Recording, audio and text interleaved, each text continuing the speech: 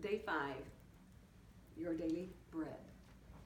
Genesis 14 through 16 from the New Living Translation. About this time, war broke out in the region. King Amraphel of Babylonia, King Arioch of Elasar, King Kedorlaomer of Elam, and King Tidal of Goim fought against King Bera of Sodom, King Bersha of Gomorrah, King Shenab of Admah, King Shemeber of Zeboim, and the king of Bela, also called Zoar. This second group of kings joined forces in the Siddim Valley, that is, Valley of the Dead Sea. For 12 years they had been subject to King Kedorlaomer, but in the 13th year they rebelled against him. 1 year later, Kedorlaomer, there you go, that's how you say it, Kedorlaomer and his allies arrived and defeated the Rephaites at Ashtaroth, Karnaim, the Zuzites at Ham, the Emites at Shaveh, Kiriathaim, and the Horites at Mount Seir as far as El Paran at the edge of the wilderness. Then they turned back and came to Mishpat, now called Kadesh, and conquered all the territory of the Amalekites and also the Amorites living in Hazazon Tamar. Then the rebel kings of Sodom, Gomorrah, Admah, Zeboim, and Bela, also called Zoar,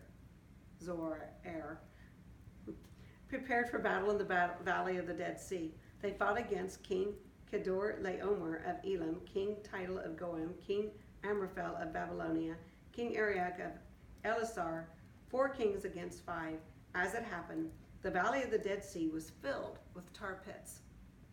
And as the army of the kings of Sodom and Gomorrah fled, some fell into the tar pits, while the rest escaped into the mountains.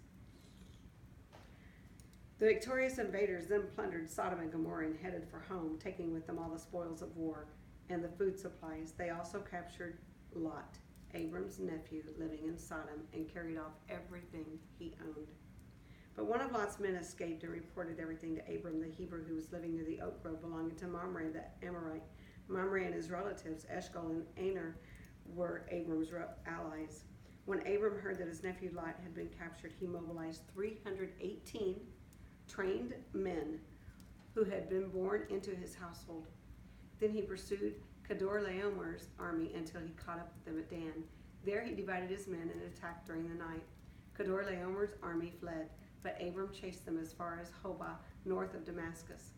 Abram recovered all the goods that had been taken, and he brought back his nephew Lot with his possessions and all the women and other captives.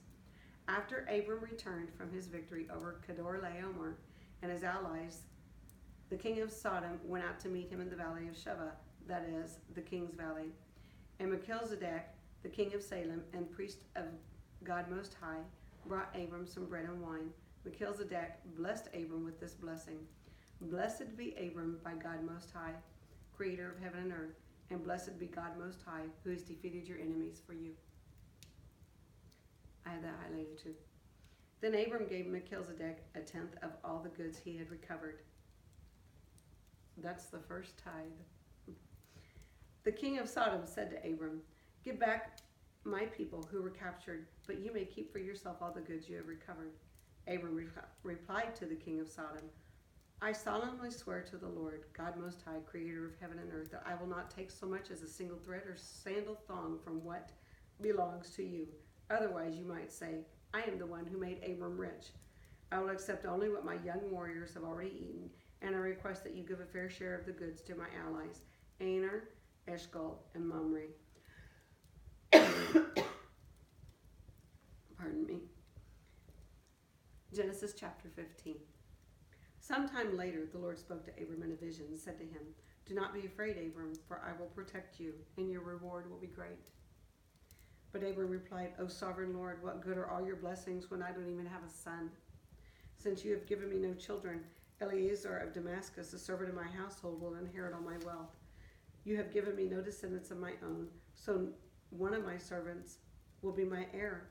Then the Lord said to him, No, your servant will not be your heir, for you will have a son of your own who will be your heir. Then the Lord took Abram outside and said to him, Look up into the sky and count the stars if you can. That's how many descendants you will have. And Abram believed the Lord, And the Lord counted him as righteous because of his faith. Yes. Then the Lord told him, I am the Lord who brought you out of Ur of the Chaldeans to give you this land as your possession. But Abram replied, O sovereign Lord, how can I be sure that I will actually possess it? The Lord told him, bring me a 3-year-old heifer, a 3-year-old female goat, a 3-year-old ram, a turtle dove, and a young pigeon. So Abram presented all these to him and killed them. Then he cut each animal down the middle and laid the halves side by side. He did not, however, cut the birds in half. Some vultures swooped down to eat the carcasses, but Abram chased them away. As the sun was going down, Abram fell into a deep sleep, and a terrifying darkness came down over him. The Lord said to Abram, you can be sure that your descendants will be strangers in a foreign land where they will be oppressed as slaves for 400 years. But I will punish the nation that enslaves them, and in the end they will come away with great wealth. As for you, you will die in peace and be buried at ripe old age. After 4 generations, your descendants will return here to this land, for the sins of the Amorites do not yet warrant their destruction. After the sun went down and darkness fell, Abram saw a smoking fire pot and a flaming torch pass between the halves of the carcasses. So the Lord made a covenant with Abram that day and said, I have given this land to your descendants all the way from the border of Egypt to the great Euphrates River. The land now occupied by the Kenites, Kenizzites, Cadmonites, Hittites, Perizzites, Rephaites, Amorites, Canaanites, Girgashites, and Jebusites. Genesis 16. Now Sarai, Abram's wife, had not been able to bear children for him, but she had an Egyptian servant named Hagar. So Sarai said to Abram, the Lord has prevented me from having children. Go and sleep with my servant. Perhaps I can have children through her. And Abram agreed with Sarai's proposal. So Sarai, Abram's wife, took Hagar, the Egyptian servant, and gave her to Abram as a wife. This happened 10 years after Abram had settled in the land of Canaan. So Abram had sexual relations with Hagar, and she became pregnant. But when Hagar knew she was pregnant, she began to treat her mistress Sarai with contempt. And Sarai said to Abram, this is all your fault. I put my servant into your arms, but now that she's pregnant, she treats me with contempt. The Lord will show you who's wrong, you or me. Abram replied, look, she is your servant, so deal with her as you see fit. Then Sarai treated Hagar so harshly that she finally ran away. The angel of the Lord found Hagar beside a spring of water in the wilderness along the road to Shur. The angel said to her, Hagar, Sarai's servant, where have you come from and where are you going? I'm running away from my mistress, Sarai, she replied. The angel of the Lord said to her, return to your mistress and submit to her authority. Then he added, I will give you more descendants than you can count. And the angel also said, you are now pregnant and will give birth to a son. You are to name him Ishmael, which means God hears. For the Lord has heard your cry of distress. This son of yours will be a wild man, as untamed as a wild donkey. He will raise his fists against everyone, and everyone will be against him. Yes, he will live in open hostility against all his relatives. Thereafter, Hagar used another name to refer to the Lord who had spoken to her. She said, you are the God who sees me. She also said, have I truly seen the one who sees me? So that well was named Beer Lahai-roi, which means well of the living one who sees me. It can still be found between Kadesh and Bered. So Hagar gave Abram a son, and Abram named him Ishmael.